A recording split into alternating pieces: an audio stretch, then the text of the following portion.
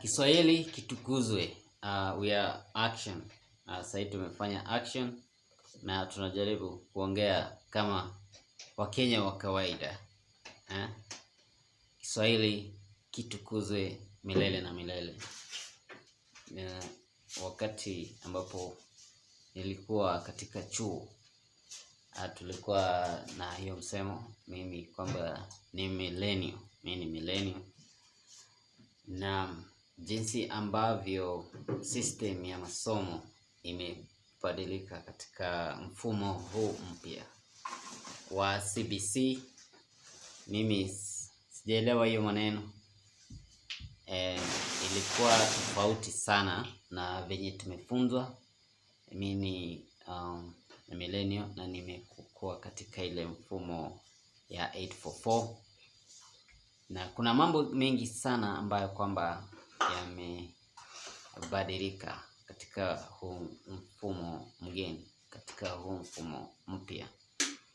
Na hivi kwamba nimekuwa katika mtandao kwa muda mrefu sasa hivi, na nimeinteract sana na mataifa ya kigenini, mataifa ya uzunguni, mataifa ya Marekani, mataifa ya Uingereza, na hivi kwamba kizungu changu kimekuwa na hiyo influence ya kutoka kwa ugenini. Na hivi kwamba watu wengi wakinisikiza wananiambia kwamba na fake, wananiambia kwamba unaongea na accent ambayo kwamba ni foreign, hatukuelewi, ongea normal, acha kujifanya, na maneno kama haya sio mageni kwangu, nimeyasikia hapa na kule, na jinsi kwamba ninavyoongea sioni kama ni ya haja sana ama ni ya muhimu sana. Ile ambayo ni ya muhimu ni ile message yenye iko nyuma yake, kwa sababu utachukua muda mrefu sana kujaji maneno ambayo kwamba inatoka katika kinywa changu, na utapata kukosa ujumbe ambao kwamba najaribu kupitisha. Na kwa hiyo naomba grace yenu. Mkiniona kwa mtandao, msikuwe mnanijaji sana, sio kupenda kwangu. Hivi venye mko sasa hivi, kila mtu, ninaamini ya kwamba kila mtu umekuwa product ya ile mazingira, environment ambayo kwamba umekulia, sio kupenda kwako.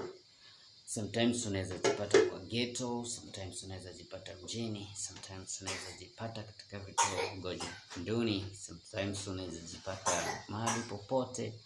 Wengine hata pia wanajipata magerezani, wengine wanajipata katika hali tatanishi.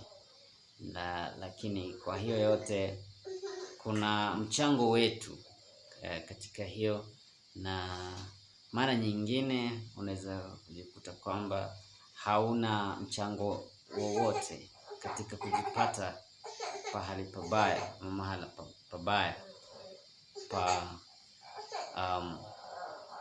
danger.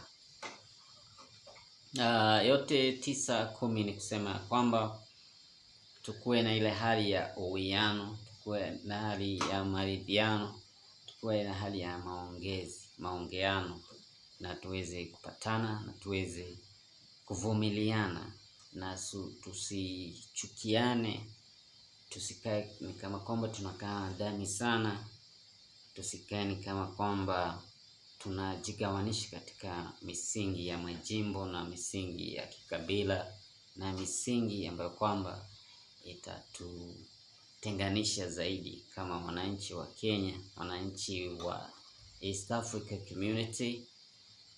Mengi sana yameshasemwa, so sitaki kuyarudia haya.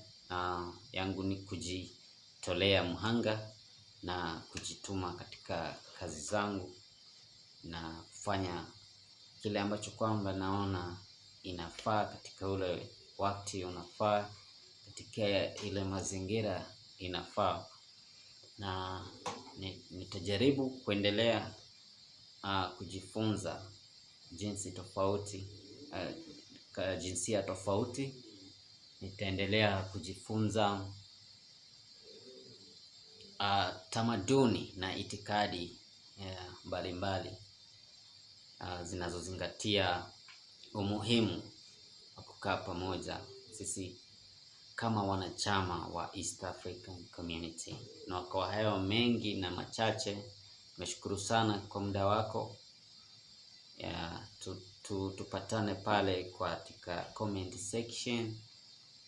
Msinipige mawe sana, sijazoea kabisa kukiongea Kiswahili, lakini naomba muda wako wa kunielewa. Tupatane pale, like, share, comment na baadaye. Amani, peace.